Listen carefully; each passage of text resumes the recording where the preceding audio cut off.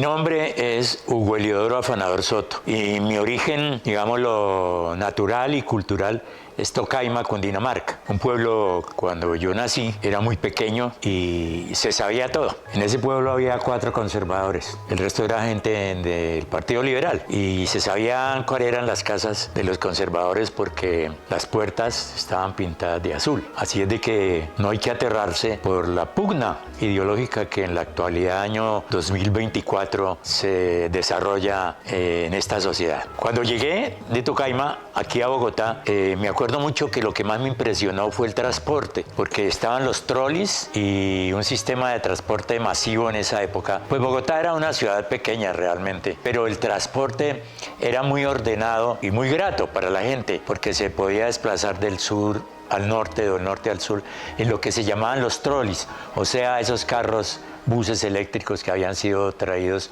para solucionar el problema de la movilidad. Era una ciudad que tenía el epicentro aquí en esta parte del centro de Bogotá, que era a partir de la Plaza de Bolívar hasta la 26, por toda la carrera 8ª y 9ª y la carrera 7ª, que era el sitio del gran comercio, porque uno venía de un pueblo pequeño donde había un almacén de telas, un almacén de zapatos, una peluquería. Entonces el fenómeno de conocer una ciudad como Bogotá, pues para uno era impresionante realmente y no le cabía a uno en la cabeza que pudiera existir fuera del marco de la catedral algo más hacia el sur, hacia el norte, hacia el occidente, hacia el oriente. Pues para uno era una ciudad gigante. En Bogotá los principales medios de comunicación eran El Tiempo y El Espectador, ¿sí? Ese elemento hacía muy visible la venta de esos periódicos en las calles, donde los voceadores de la prensa cotidianamente vendían los periódicos y la gente compraba y se llevaba el periódico a su casa o lo leía en las esquinas o en las calles, se paraba a mirar. La gente era vestida en general de paño, de paños muy gruesos para el frío, sombreros y hasta ruanas utilizaban encima de esos vestidos de paño, zapato negro de cordón, corbata o corbatín, chaleco, y esa era la vestimenta de hombres y de mujeres con faldas, tacones, sombreros, cosas muy vistosas de la época. Era una arquitectura, la de Bogotá, digámoslo, republicana y muy vistosa, muy agradable estéticamente para uno y para cualquier persona, por toda la carrera 7ª, por la carrera 8ª. Desafortunadamente eso no fue apreciado por la modernidad y fue arrasado todo ese elemento tan rico que parecía casi pictórico en la ciudad para dar paso a lo que llamó la gente la modernidad. Pero esa modernidad no tuvo en cuenta la parte artística y comenzaron a haber edificios como el de Avianca, que si bien es una mole moderna de concreto, pues realmente no representa ningún estilo arquitectónico que tenga que ver con la historia de la ciudad. La parte histórica parecería que la clase dirigente quería borrarla. ¿Y por qué quería borrarla? Por el fenómeno del 9 de abril de 1948, cuando asesinaron a Jorge Eliezer Gaitán. ¿Y por qué había que borrarla? Porque era un elemento de contención, de sentimientos, de rebeldía, de rabia, de todo lo que tenía que ver con la muerte del caudillo. Y como buen caudillo que era, la gente lo seguía incondicionalmente. Por eso creo yo que la clase dirigente quiso borrar todo ese recuerdo histórico, arquitectónico, de la carrera séptima, de la carrera octava, de la calle 12, de la calle 13, de todo el centro de Bogotá, a esta urbe insospechadamente desordenada, caótica y mal diseñada, porque esta es una ciudad para mucha menos gente, pero como Bogotá es el epicentro centralista de todo, o de la mayoría de cosas que suceden en este país, desde el punto de vista económico, político, social, cultural, artístico. Entonces la ciudad se ha desbordado y sobre ese desborde no ha habido un control. Y no ha habido un control porque como no hay una estructura política que permita trabajar el desarrollo de la ciudad, entonces cada alcalde que llega viene con su banda, con su bandola a imponer lo que él cree que es ser Bogotá y no lo que es. Entonces hay un sentido un poco, digamos, lo creativo para conservar las cosas y desarrollarlas y no para llegar cada 4 años a imponer criterio para poder decir que es mejor que el anterior y que va a ser mejor que el que viene. O sea que no hay un interés social. Si usted está para la carrera séptima, encuentra las redes por todas partes de lo que era el tranvía y que nadie nunca quiso volver a utilizar porque los señores propietarios de las empresas de buses impusieron su criterio. Lo mismo que sucedió con los ferrocarriles nacionales, que todo el mundo creía que los buses y las llantas iban a suplantar o acabar con el servicio que prestaban los ferrocarriles a este país. Creo que es de los pocos países que no tiene un sistema férreo que le permita transportar gente, mercancía, productos. Entonces, en esa medida, una ciudad como Bogotá lo que padece es de criterios para su desarrollo, criterios que tengan que ver con la posibilidad de que sea más amable para el ser humano. Ahora, a eso hay que sumarle el desbalance económico y social que padece una ciudad de 10 millones de habitantes. La pobreza de Bogotá es inmensa. La gente que no tiene con qué comer, dónde vivir, en qué trabajar, es la gran mayoría de esta ciudad. Y esa gran mayoría es la que la clase dirigente no ha podido analizar y encontrar caminos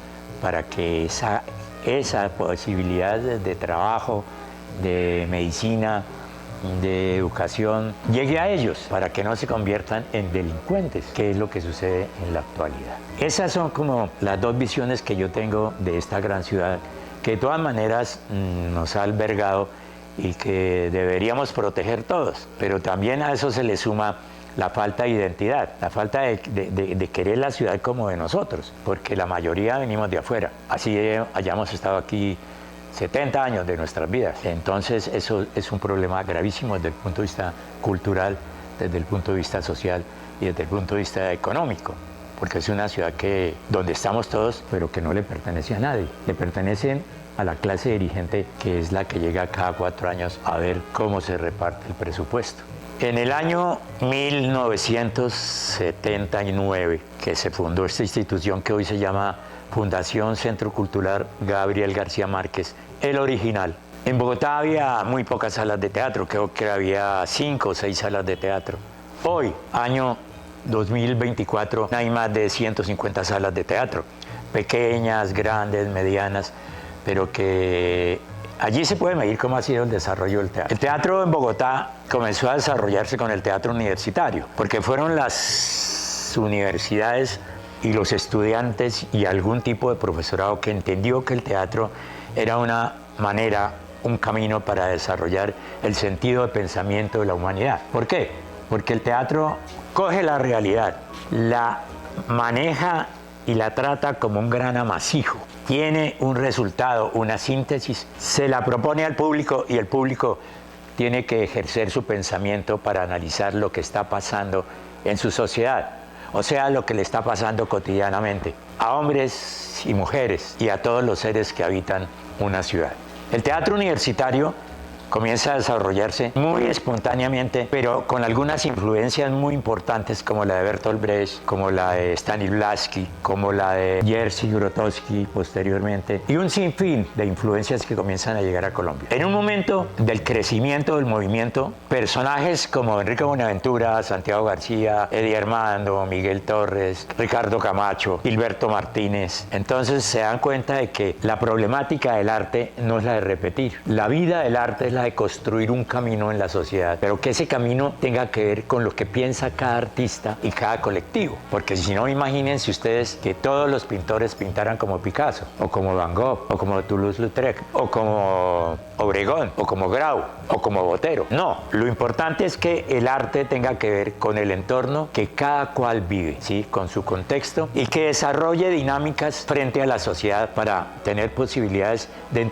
establecer una conversación con el espectador, fuera de la diversión, que las obras de teatro se conviertan en una fuente de análisis de la sociedad y que el espectador se lleva para su casa no sea lo que vio, sino la reflexión de lo que pudo analizar, y así entender que las obras de teatro transforman la realidad y hacen una síntesis de esa transformación. Allí lo que le muestran y lo que le demuestran al espectador es que si en una obra de teatro se puede transformar la realidad real, en la realidad real también se pueden transformar las cosas pacíficamente, en beneficio colectivo e individual del ser humano. Allí el teatro colombiano encuentra un elemento muy importante, un elemento precioso, es la creación colectiva. Y la creación colectiva lo que le demuestra a uno es que el hecho de trabajar mancomunadamente con los demás permite que el trabajo sea artístico, sea de otra índole en la sociedad, es mucho más productivo, es mucho más profundo y mucho más contradictorio y mucho más problemático, porque no se trata de quitarse los problemas de encima, se trata de manejarlos y encontrarles soluciones a la problemática de la sociedad y de los seres humanos. Entonces la creación colectiva lo que nos demuestra es que la pirámide donde arriba estaba el director, después el dramaturgo y abajo el actor, se invierte, y allí el actor comienza a proponerse como el elemento más importante del teatro, porque en el fondo en el teatro puede faltar el director, el dramaturgo, pero no puede faltar el actor, indudablemente. El actor debe ser el eje, el centro vital de la construcción del teatro. En la creación colectiva comienza a manifestarse el elemento ideológico como un elemento muy importante, la política, el pensamiento, porque inocentemente habían muchos que nos decían que el arte no podía estar permeado por la política, y nosotros comenzamos a preguntarnos hace 50 o 60 años, ¿por qué no? Si la política todos los días nos da patadas por el culo en esta sociedad, entonces ¿por qué el arte no puede estar integrado a la política? Una cosa es hacer arte, teatro partidista, y otra cosa es hacer teatro que tiene que ver con la política, con la problemática del ser humano. La problemática del ser humano, por más absurda, por más surrealista, por más realista, por más neorrealista que sea, siempre tiene que ver con la política. El ser humano no se escapa a la política. Nunca se ha podido escapar a la política, porque la política es la que maneja los ejes de la sociedad, y en los ejes de la sociedad está insertado el ser humano, y en el ser humano está insertado el arte como elemento que potencializa el pensamiento y que potencializa la posibilidad de cambio y de trabajo hacia mejores estados de la sociedad, estados más amables, estados donde la medicina, la educación, el trabajo, la vivienda sea para todos, no para unos pocos privilegiados.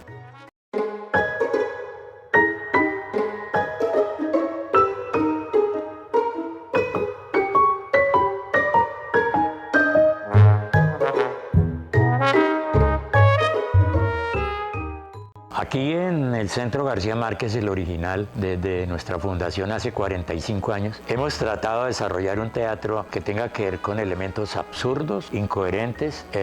Yo escribí una obra que se llama La boda rosa de Rosa Rosas, que es la historia de una familia que va a casar a su hijita, a su princesa, a su Rosa, en la Catedral Primada el 9 de abril de 1948. A la 1 de la tarde. Momento en que es asesinado Jorge Eliezer Gaitán a 200 metros. Entonces la historia se desarrolla en ese marco de confusión, de violencia y de destrucción total de la sociedad. Como lo que llamaban antiguamente la chusma, o sea el pueblo, o sea los gaitanistas, se enardecen, se violentan y salen virulentamente a la calle a protestar, y en esa protesta queman el centro de la ciudad, destruyen el centro de Bogotá, todo esto quedó semidestruido, matan sin tener en cuenta a quién, ni cómo, ni cuándo, y se desarrolla un fenómeno dentro de la ciudad que es el incendio, el fuego, la sangre, la muerte, las balas, los machetes, como en una gran confusión en el centro de la ciudad específicamente, y allí participa toda la sociedad. Cuando digo la sociedad son los gaitanistas, la policía y una capa de los políticos que consideraban que la clase dirigente habían asesinado a su líder, que era un hombre muy importante políticamente, socialmente, y que posiblemente tenía otras ideas en su cabeza diferentes a lo que eran los liberales y los conservadores de la época, aunque él se decía como liberal, él mismo se definía como liberal, pero era un liberal que quería conducir una masa que estaba llena de necesidades ya, llena de necesidades económicas, de infraestructura, ya la ciudad estaba creciendo. Tal vez en esa época no se llegaba a esos niveles de inseguridad. Había otro nivel de inseguridad que era la pugna entre el Partido Liberal y el Partido Conservador por el poder, y cómo se mataban, se asesinaban en ese momento por las ideas que defendía cada uno de esos bandos, en las veredas, en los pueblos, en los campos, y eso llegó a la ciudad también, aquí en esa época. Y entonces Bogotá, esa gran escenografía para el 9 de abril, pues presenta un fenómeno de violencia insospechado, cómo la gente sale a las calles a matar, a destruir, porque su líder, su guía, su conductor de pensamiento había sido asesinado, pues claro, asesinado irresponsablemente para quitárselo de encima, y se sindicaba al presidente, se sindicaba a la clase dirigente, se sindicaba al partido contrario, que era el Partido Conservador. Es un fenómeno de violencia que todavía requiere de explicación, de responsabilidades. La obra es absurdamente confundida, caótica, que es una síntesis de lo que pasó ese día del 9 de abril de 1948, con una dramaturgia que pretende utilizar el lenguaje como una vía hacia el futuro, hacia lo que uno puede escribir, a lo que uno puede potencializar como dramaturgo o como colombiano, ¿sí? Como cualquiera que pueda escribir una obra de teatro. Y un teatro que rompe con algunos moldes o muchos moldes de teatro tradicional, porque de ese momento digámoslo, eso fue en el año 1986, o sea, ya casi 40 años, decidimos que nosotros no pertenecíamos ni a Stanislavski, ni a Brecht, ni a Grotowski, ni a nadie, que nosotros éramos colombianos y que queríamos hacer era el teatro que nos diera la gana. Y así crecimos aquí en el Centro García Márquez, y La Boda Rosa fue una guía espectacularmente constructiva que nos enseñó y nos dio para seguir construyendo obras absurdas, pero que se ligan en esta sociedad por algún detalle, por alguna frase, por alguna acción. Seguía con la sociedad real, con la realidad real. O sea que el espectador, de todas maneras, encuentra algún gancho que agarrarse en la obra y proponerle al espectador cómo en el arte hay que construir y destruir constantemente. Construir y destruir constantemente. Y que creemos que en la sociedad también debería ser así. Destruir lo que no es bueno para el ser humano constantemente. Y construir lo que es bueno para el ser humano, para que su vida sea más digna, sea mejor, sea más coherente, sea más amable, donde los hombres y mujeres de la sociedad puedan cogerse de la mano y salir a caminar tranquilamente por la carrera séptima, seguramente. Yo personalmente, desde muy joven, siempre he creído que los medios de comunicación son responsables de borrar la memoria cotidianamente de los colombianos. Lo que llaman la moda y la copia de los elementos artísticos y culturales y políticos y sociales de los europeos, de los norteamericanos, y últimamente alguna tendencia de los asiáticos, le permite a los medios de comunicación, que son propiedad de la clase dirigente y de los dueños del país, borrar la memoria, porque la memoria es lo que crea y puede armar un elemento sólido de protesta y de cambiar las estructuras políticas del país, de cambiar, por ejemplo, de acabar con la corrupción. La memoria es el elemento que nos permite saber cómo somos ahora, de dónde venimos, y poder pensar para dónde vamos, ¿sí? O sea que el futuro para nosotros no puede estar adelante, el futuro para nosotros tiene que estar atrás. Sin ese mirar atrás, nos vamos siempre a encontrar con una pared, que es la pared de la información y de la distorsión de la realidad por parte de los medios de comunicación. Los medios de comunicación en Colombia se han encargado de crear una semántica que ha acabado con la memoria y con muchas más cosas. Número 2 servicio de la revolución, transmitiendo desde un lugar de la República que a nadie le importa. Pueblo liberal de Colombia, la suerte está echada. No debemos de retroceder un solo instante. El gobierno de Ospina Pérez está tambaleando. Nuestro movimiento se suspende cuando veamos la cabeza de Ospina Pérez rodando por las calles de Bogotá. A la carga, liberales de Colombia, a la carga. El mártir Jorge Eliezer Gaitán, quien vilmente fue asesinado por las manos goras, no puede quedarse impune. Esa muerte debe ser vengada y la vengaremos hasta el último momento. La camarilla Gora, que dirige Laureano Gómez, ha querido acabar con el pueblo liberal de Colombia, asesinándonos como corderos, lanzándonos a la renombrada policía chulavita Gora, llena de ignominias. A la orden de la dictadura, doctor Mario Mesa Turmeque, doctor Mario Mesa Turmeque, organiza las milicias revolucionarias. Héctor José Rodríguez, que le espera en la Radio Nacional con informes sobre el movimiento. Pueblo liberal de Colombia, el gobierno conservador ha caído, el doctor Gaitán empieza a ser vengado. Aló, fuerzas revolucionarias izquierdistas de Colombia. Aló, fuerzas revolucionarias izquierdistas de Colombia. Aló, fuerzas revolucionarias izquierdistas de Colombia. La revolución acaba de triunfar y nadie quiere decir ¡viva la revolución! Todas las instituciones de la Policía Nacional de la capital de la República se acaban de unir al movimiento revolucionario. Todas las